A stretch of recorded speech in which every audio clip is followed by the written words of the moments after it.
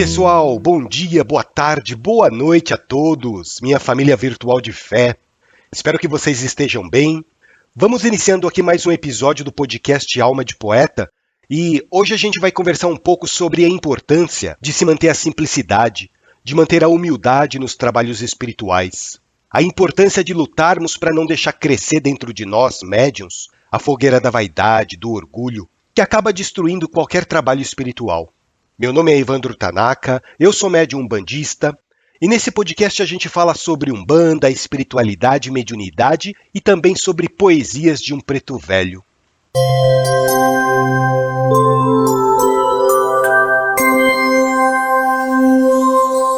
Quando a gente trabalha com mediunidade, a primeira coisa que a gente precisa desenvolver é a nossa humildade. A humildade de nos colocarmos como servidores, como aprendizes, como crianças em busca de orientação. Não é porque a pessoa tem um contato mais direto com o plano espiritual que ela é melhor do que ninguém, não é verdade? Eu estou falando isso porque, às vezes, os médiuns acabam se deslumbrando com aquela capacidade que eles desenvolvem de receber mensagens do plano espiritual. Como se isso fosse uma coisa extraordinária, né? O que não é verdade. E esse deslumbramento muitas vezes se transforma em vaidade, em orgulho. Com o tempo, esses médiuns começam a não admitir serem mais repreendidos. Eles não admitem serem contrariados. Esse é o primeiro passo para a destruição de qualquer médium, a vaidade. A espiritualidade de luz não pactua com esse tipo de comportamento. E eu vou dizer para vocês o que acontece. A gente está lá no terreiro de Umbanda, ou então no centro kardecista, desenvolvendo a nossa mediunidade, e com o tempo, nós começamos realmente a receber comunicações do plano espiritual, né? Afinal de contas, a espiritualidade de luz, ela não perde nenhuma oportunidade de auxiliar as pessoas que têm boa vontade. E realmente aquela pessoa, de início, começa a receber mensagens maravilhosas, mensagens confortadoras. O médium começa a ajudar muita gente com o auxílio daqueles guias espirituais que estão se manifestando. Só que o ser humano é fogo, né? As pessoas que estão ao redor, elas começam a ver aquele médium como uma referência. As pessoas começam a dar mais atenção ao que aquele médium está falando. E se o médium não tomar cuidado com isso, se ele não se policiar constantemente com esse assédio das pessoas, a coisa começa a degringolar. O médium começa a achar que ele é importante demais para aquele trabalho, que ele é imprescindível. Gente, ninguém é imprescindível para nada nessa vida. Se você acredita que o seu terreiro ou o centro kardecista que você frequenta não é capaz de sobreviver sem a sua presença, você está muito enganado. A vaidade e o orgulho já subiu na sua cabeça, porque ninguém é indispensável nessa vida. Como dizia o nosso saudoso Chico Xavier, quando morre um capim, nasce outro. Não cria a ilusão de que o seu trabalho mediúnico é indispensável para o bom atendimento da sua casa, porque isso não é verdade. A caridade, sim, essa é indispensável para o bom andamento de uma casa espiritual. Corações bons são indispensáveis para se fazer um trabalho conectado com espíritos de luz. Mas a partir do momento que o médium começa a se achar a última bolacha do pacote, quando o médium começa a se tornar intransigente, ele acha que só ele está certo. Quando o médium começa a se tornar vaidoso, prepotente, aquela espiritualidade de luz que antes acompanhava ele começa a se afastar. Porque os espíritos superiores, eles não gostam desse tipo de comportamento. Eles ficam tristes com essas atitudes.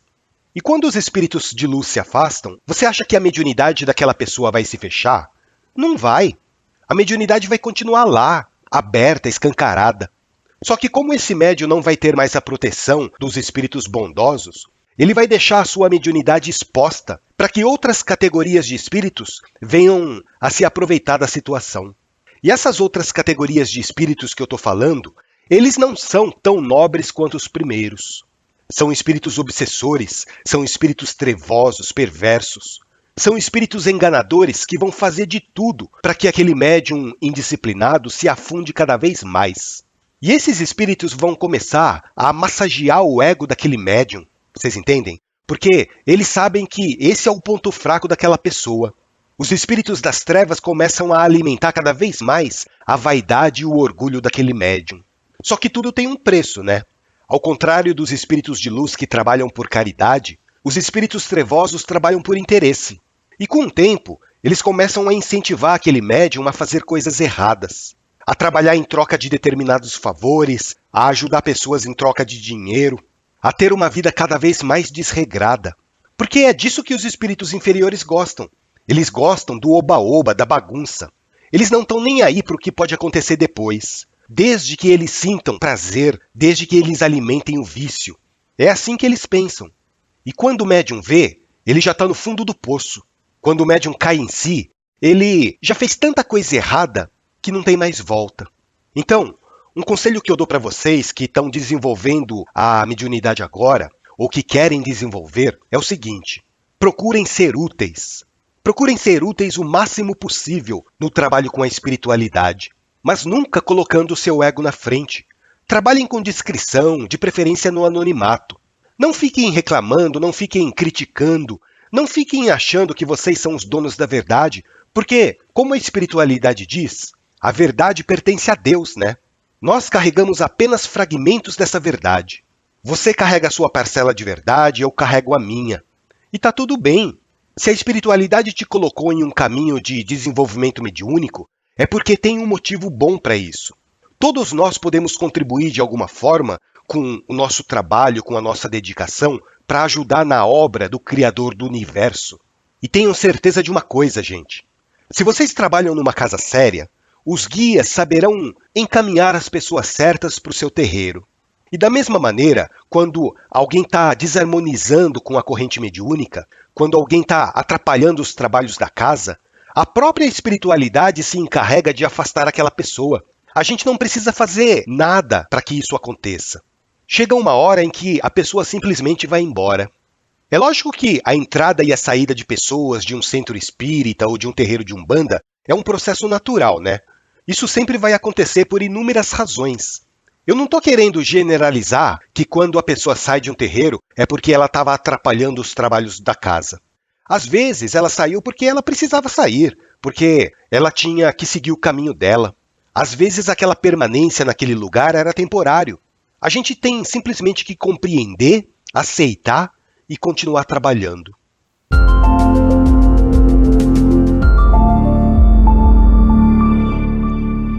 E assim, gente, lembrem-se que o objetivo maior de qualquer terreiro ou centro kardecista é a prática da caridade. Fazer o bem não importa quem. É promover a evolução espiritual das pessoas. E no caso da Umbanda, mais especificamente, de cultuar os nossos orixás.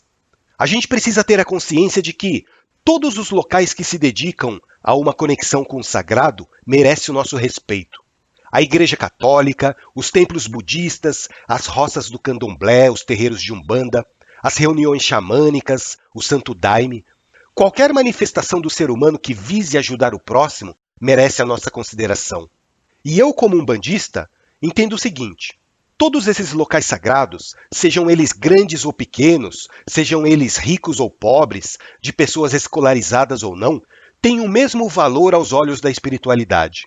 Não é porque você muda de religião ou porque você muda de um terreiro para o outro que você está indo beneficiar o concorrente. Muitas pessoas pensam assim, muitas pessoas interpretam dessa maneira. E não é assim que funciona para a espiritualidade, né? Do lado de lá, os espíritos de luz dizem que as religiões não são concorrentes umas das outras, mas todas elas são colaboradoras na obra do bem. Fala uma coisa para mim. Você está insatisfeito com o terreiro onde você trabalha? Você não está se identificando com as giras? Vai lá, conversa com o seu dirigente, expõe os seus motivos de uma maneira respeitosa e ouve o que ele tem a dizer a respeito disso. Daí você volta para casa, medita, reflete. E se mesmo assim você optar por sair daquele terreiro, saia com gratidão, com respeito, nunca falando mal de ninguém, muito menos dos trabalhos espirituais. Agradeça a espiritualidade por tudo que você conquistou naquele lugar, por todo o conhecimento que você adquiriu, por toda a experiência. E eu costumo dizer uma coisa para as pessoas que vêm até mim para pedir conselhos quando querem se desligar de uma casa.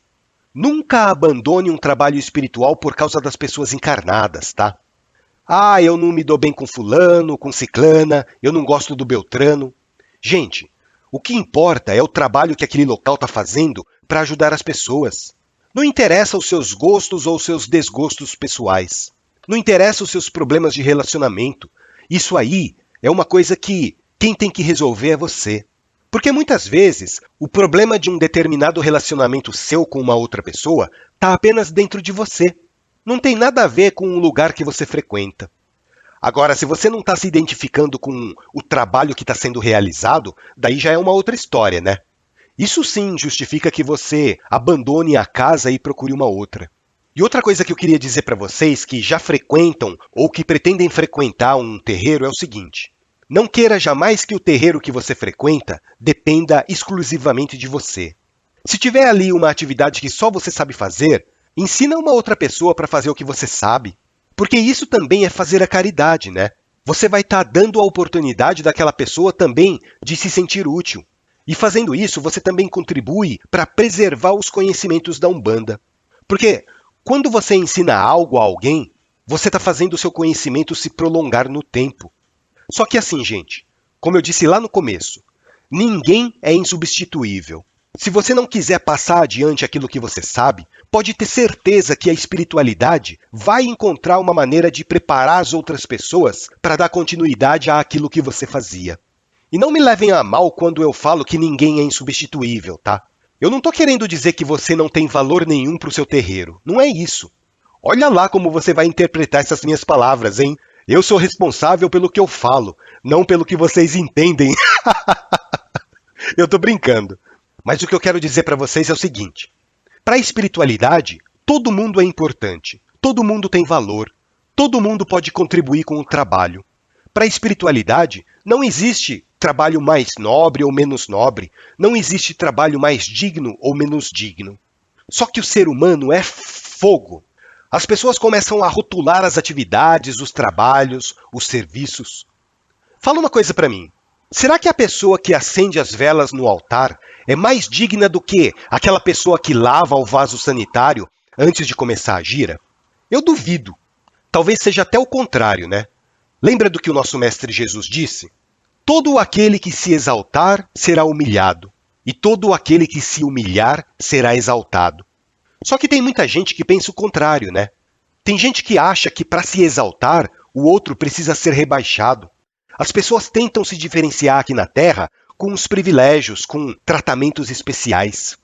E olha, gente, isso acontece muito nos terreiros com os dirigentes. Pais de santo, mães de santo, sacerdotes. Sabe o que essas pessoas têm de especial, afinal de contas? Nada. A única coisa que elas têm maior do que as outras é o ego.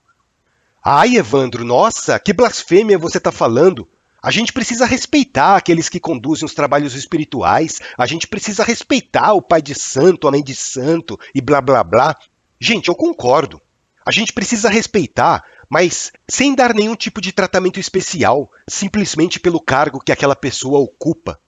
Esse é o mal da nossa sociedade, né? Diferenciar as pessoas pelo nível cultural, pelo nível intelectual, pelo nível social. A Umbanda veio para quebrar esses paradigmas. A espiritualidade da Umbanda veio trazer a importância de todos nós sermos tratados da mesma maneira.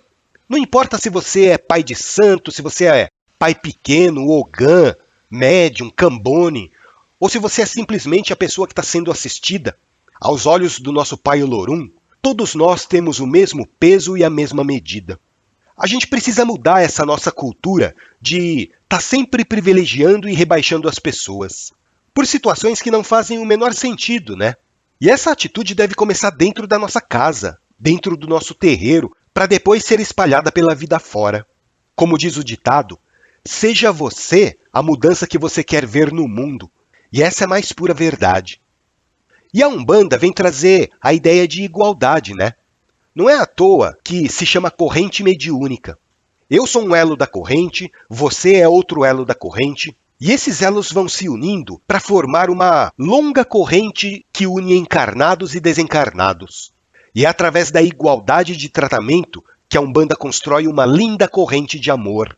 É através da igualdade de tratamento que nós permanecemos firmes, em torno de um objetivo maior, que é transformar vidas, curar pessoas, abrir caminhos, libertar almas. É por meio da igualdade de tratamento que nós vamos caminhando em direção ao nosso Pai Maior.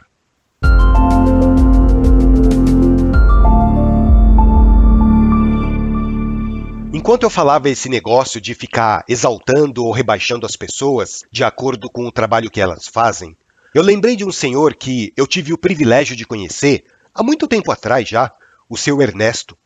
Ele já era uma pessoa de uma certa idade. Isso foi logo quando eu comecei a me envolver mais seriamente com a Umbanda, sabe? Eu lembro que por mais cedo que eu chegasse no terreiro, o seu Ernesto já estava lá. Daí os trabalhadores iam chegando, né, quando ia se aproximando o horário da gira, e muita gente brincava com ele. Ô, seu Ernesto, dormiu no terreiro hoje? E eu comecei a ficar curioso com aquilo, sabe? Porque eu reparei que durante as giras, o seu Ernesto não incorporava nenhuma entidade, não cambonava ninguém, ele só ficava lá no cantinho dele, quietinho, assistindo a gira. E eu descobri que o seu Ernesto chegava de manhãzinha no terreiro quando era dia de gira, e ele dava um grau no local. Ele começava lavando os banheiros, depois ele varria o terreiro todinho, passava pano, limpava o altar, tirava o pó das imagens.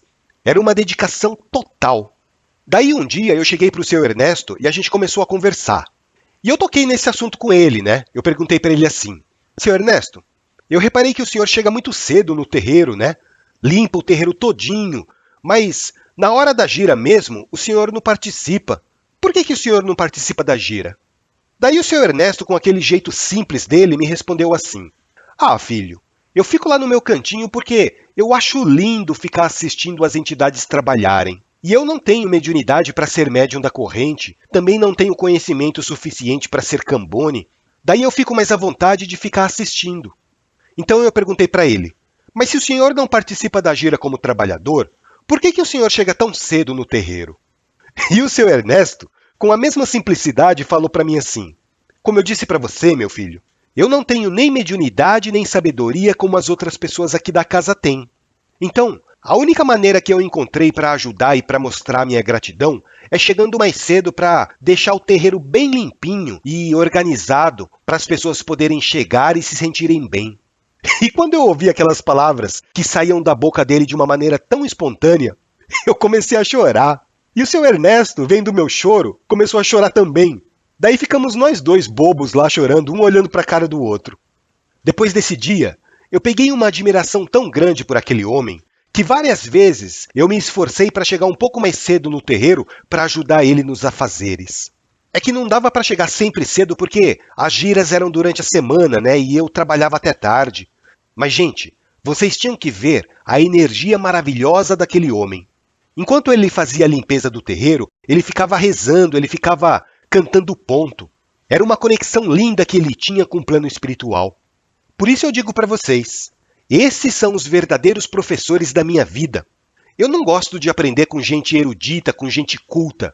Eu gosto de aprender com as pessoas simples, com as pessoas humildes, assim como foi o seu Ernesto. Eu acho que é por isso que eu gosto tanto da Umbanda, sabe? Porque eu gosto de aprender com preto velho, com caboclo, com herê. São espíritos que nos trazem muita sabedoria, mas com simplicidade. Bom, pessoal, vou encerrando por aqui. Espero que vocês tenham curtido mais esse episódio. Ah, e eu peço desculpas para as pessoas que tentaram mandar mensagem para mim ontem e antes de ontem, porque o site ficou algumas horas fora do ar. Eu tive que mudar o serviço de hospedagem e o site ficou indisponível durante algum tempo, mas já está tudo regularizado, tá? Então podem continuar mandando mensagens para mim que eu vou lendo, vou respondendo. Podem entrar lá, almadepoeta.com.br, e continuem mandando mensagens para mim que eu já estou recebendo e estou respondendo elas normalmente, tá bom? Um grande abraço para vocês, fiquem com Deus e até o nosso próximo encontro.